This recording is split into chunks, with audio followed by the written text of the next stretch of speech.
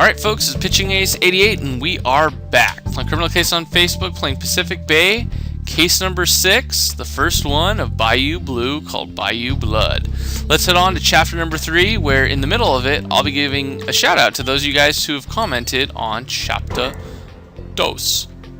What the heck do you think you're doing, Bill? You can't just walk in here and demand to see Deputy Chief Ace. I'm dang sorry, Deputy Chief Ace. I didn't mean to interrupt you, but I have something to confess. I'm pretty sure I'm responsible for Lee's death. I killed him by planting pins on that voodoo doll. What in the... You're the one who sent the voodoo doll to the station? No. Someone must have stolen it from me and sent it to you. I was so afraid when you came to the shop and showed it to me. Alright, this is getting weird. You're right, Deputy Chief Ace. We should discuss this in a more private setting. Bill, go wait for us in the interrogation room. Good thinking, Ace. We better take another look at Bill's shop and make sure this is the only thing he's been hiding from us. And, of course, we need to go to the other area. I mean, obviously, we're going to need to go back to the crime scene. Now, my guess is just a guess. I think that love potion was for that chick, that voodoo chick. So, I'm thinking she might have done it, but just a guess. Alright, let's click this. So thank you guys for liking and commenting down below. When you guys do that, it gives you guys a chance. Also going to be doing something kind of fun for Twitter, Pitching Ace 88 on my Twitter. If you guys retweet one of my videos, you have a good chance of showing up on here as well. So there's some torn paper. We got a leather diary. We got a mouse and glasses, which are... Shoot, don't see them. African mask is there. Glasses are there. Elton John glasses. Ooh! Oh yeah. I'm gonna share that to people. Let people know where I'm at. I'm like, oh yeah. Silver, baby. Silver. Would you have any luck, Ace? I can only see voodoo stuff, but that doesn't help much because I don't know what any of it is. You found some ripped paper? I suppose it's worth seeing what it was, but I'll be darned if I can piece it back together. And that diary you picked up definitely isn't one of the shop's wares. I wonder how it ended up here. Can you make out what's written on it? You know what? I betcha I can. I do declare. And as you can tell, I got a whole bunch of stars because I had to wait for the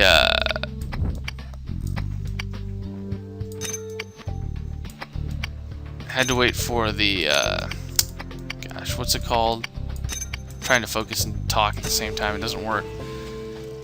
For the lab results. There we go. What the heck is on that paper you found in the voodoo shop, Ace? I can't make heads nor tails of what's written on it. But there's a victim's name on it. You're right. Well, Jan seemed pretty familiar with voodoo. Good idea. Let's send the sheet of paper to him. Hopefully he'll be able to tell us what all the writing on it means. Dang, we haven't even given anything to Rox yet, I don't think. Oh, I mean, we gave her to the body. That's true. Ooh, 9 hours. Let's examine this diary.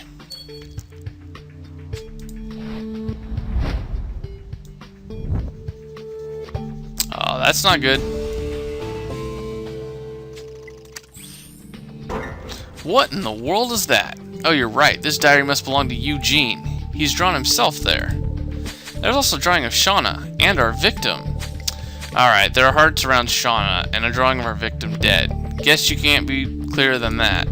I agree, Ace. It looks like Eugene's concocted a miniature romance starring him, Shauna, and our victim as the villain. This warrants another chat with him. Yes it does. Talk to Bill first, though. I don't think it's him. So, Bill, you made a voodoo effigy of Lee Dupree just because he put a little foot cream in your gumbo?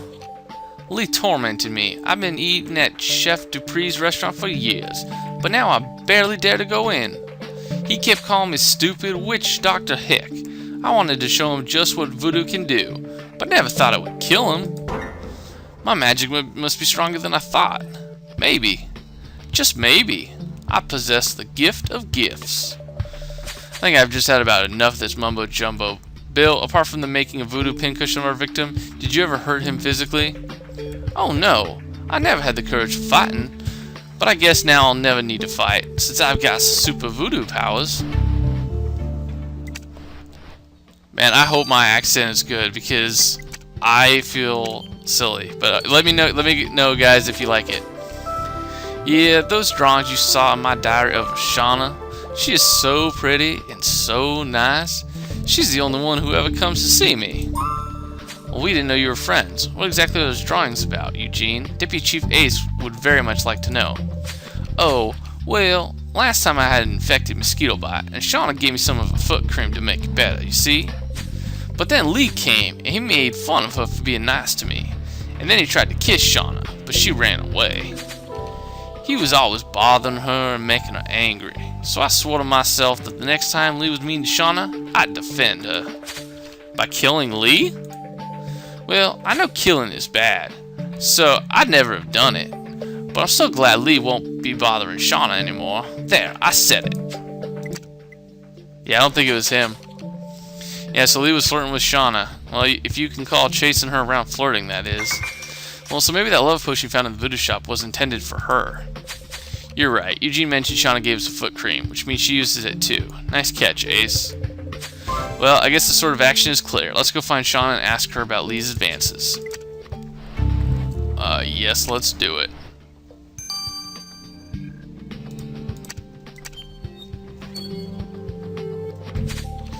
Are you serious? You think Lee was flirting with me just because Eugene says so?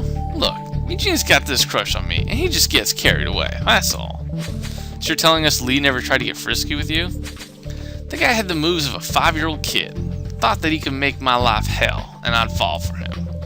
Look, Lee was a bleep, but I'd never let anything happen. Can I just go now, Deputy Chief Ace? I have to go clean my teeth before work. I can't serve customers with chewing tobacco breath. Whoa, aren't you a little young to be chewing tobacco? I don't know. Aren't you a little old to be wearing that shirt? Oh, snaps! You just got served by a 17-year-old. Alright, we're going to do this instant just because I know there's going to be 2 more that we're going to need to do. Well, I have to thank you, Ace. I hadn't seen a voodoo spell in years, and this one is particularly well crafted. The paper Ace found in the voodoo shop is actually a voodoo spell? I guess it makes sense, actually. Frank, did you ever bother to read the thing? For he that lusted so great and intruded the secrets of the great, I banish him to the underworld. Let Lee Dupree die unheard. Alright, well that's some serious cursing there. Now I understand why you wanted to send this to Jan, Ace. On closer inspection of this spell sheet, I recognize several patterns, typical of the Bayou's very own voodoo priestess. You see that symbol, Ace? It means she's the owner of the spell. So Bayou cursed our victim to death? Darn, people in the Bayou sure take grudges seriously. I agree, Ace. Let's go find that kooky, spooky priestess and ask her what her beef was with the victim.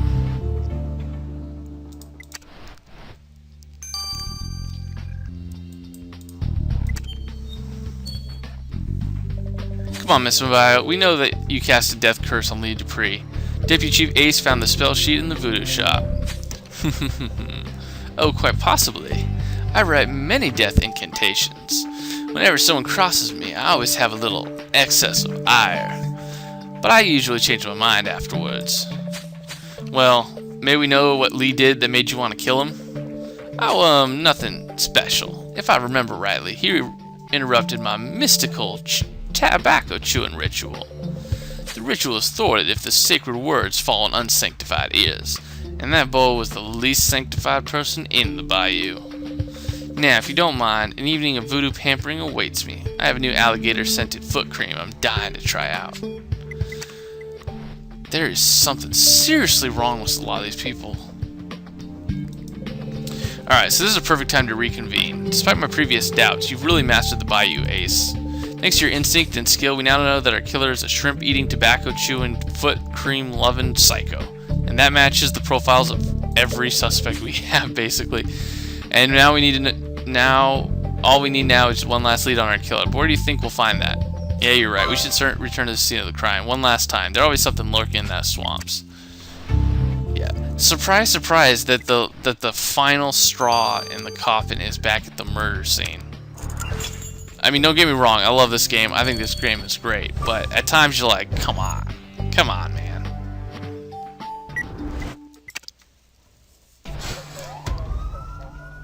You gotta know. Alright, so we got tire, pocket knife.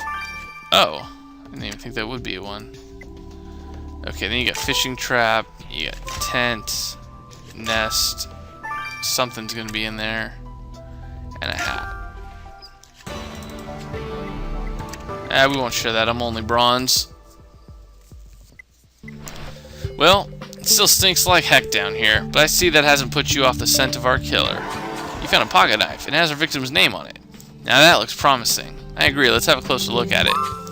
But a bird's nest, really? I know my memory's not the finest, but last time I checked, our killer was wingless, eh?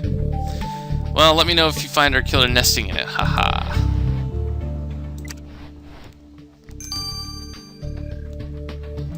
Alright, so let's get our 15-hour and 9-hour, because that seems to be their MO.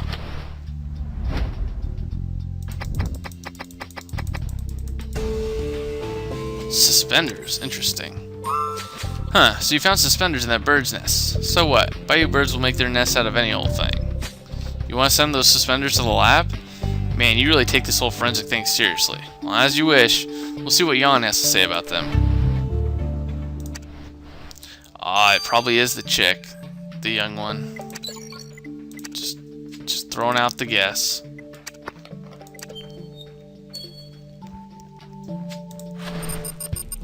Ooh, looks like cocaine. I'm just kidding. Anything that's white and dusty, I always think it's cocaine. Too many movies.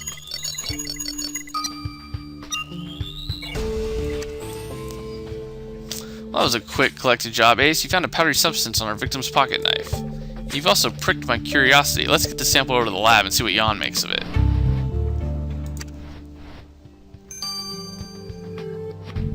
Yep, there's 15 hours.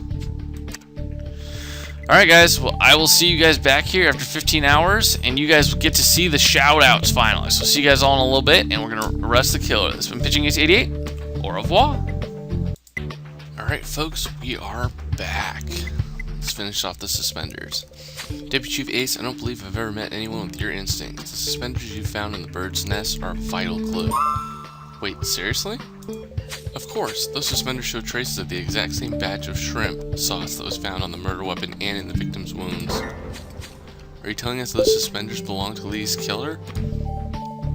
Alright, Ace, spit it out. How did you know? Are you hiding stuff from me? Oh, now Frank, Ace just got good instincts. You used to as well, back in the day. Hey, I still have the touch. Anyway, good job, Ace. Now we know Lee's killer is a suspender-wearing freak. Yeah, I think it's a 17-year-old. Anyways, I have to go to work soon, so we're gonna have to do a fast one. And you say you found this powder on the victim's knife, Ace? Interesting. Jan, if you don't mind, can we be made privy to what's going on in your head? We're trying to catch a killer here. Oh, yes. Sorry. Well, this substance is actually residue from cowrie shell. They're small shells typically worn as decoration in a person's hair. Nothing out of the ordinary, but now that you've told me it was found on your victim's knife, it changes everything. You see, the only way this powder residue could have ended on Lee's knife is if he struck a cowrie shell with it. And how could he have that happen? Exactly, Ace, if he was defending himself against his attacker, which also means that his killer wears cowrie shells in their hair. Well, I don't know much about hairstyling, but thanks to you, Ace, we're closer than ever to our killer. Booyah. Well, you did it, Ace. You battled through stinking swamps and charlatan sorcery to find Lee's killer. I bet they never thought they'd be caught down in the bayou. Let's go prove them wrong. Dang. I think I was right, actually, at the beginning of this chapter. Giving myself a proverbial pat on the back. But as always, guys, I was going to say that I was going to give you guys some shout-outs. Of course, obviously. So, I'd like to give a shout-out to Miss Venom Poison. She's actually been commenting on a lot of my stuff, so I always appreciate that. And Beastly Rabbit, you too, thank you guys for commenting. You guys comment all the time, so for the rest of you guys, keep liking and commenting on these videos, and eventually you very well could be used as part of the shout out. So anyways, let's go arrest the killer. Oh, it could be both of them. Interesting. Let's see. It's obviously not him. Not him. Definitely could be her. But she doesn't wear suspenders. Definitely could be him, but he doesn't have those hair stuff. Definitely her. Alright, let's arrest her.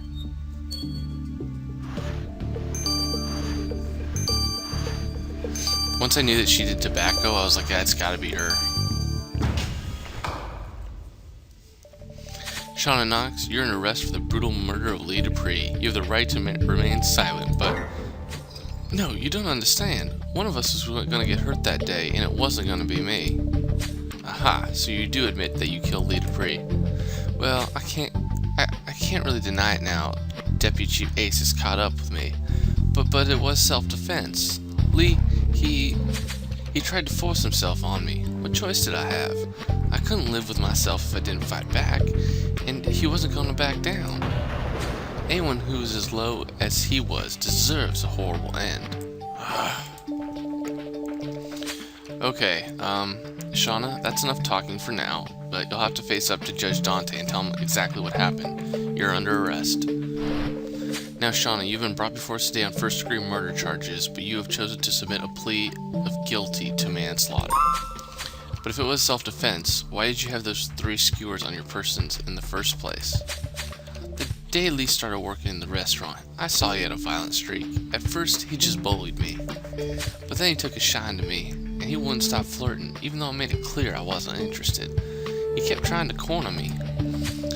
That's why I started carrying skewers from the restaurant in my bag, just to be safe. And when he trapped me in the swamp, I was ready for him.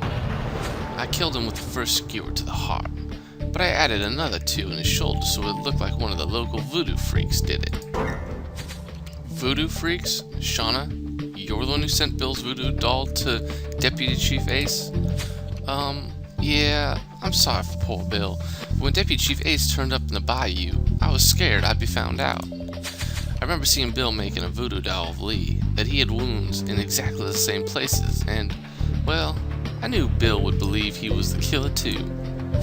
Well, as much as I pity you for the cruel way Lee Dupree treated you, I must say that you've shown a cruel disregard for others in your cover-up strategy. I accept the plea for manslaughter, Miss Knox, but am forced to send you to an institution for violent minors. We'll help you build better coping strategies and a new life when you are released. Wow, people have rough lives in the Bayou sometimes. I'm sorry that girl found herself in that position, but the law is the law, no matter where you are in Pacific Bay. I'm not great with compliments, but I'm really glad you came to the Bayou with me, Ace. No mystical mumbo-jumbo can fool you, and that'll come in handy. Booyah! So guys, that is Chapter 3 completed. Now I want to go to the additional investigation, so I'll see you guys there. It's been Pitching Ace 88. Over and out.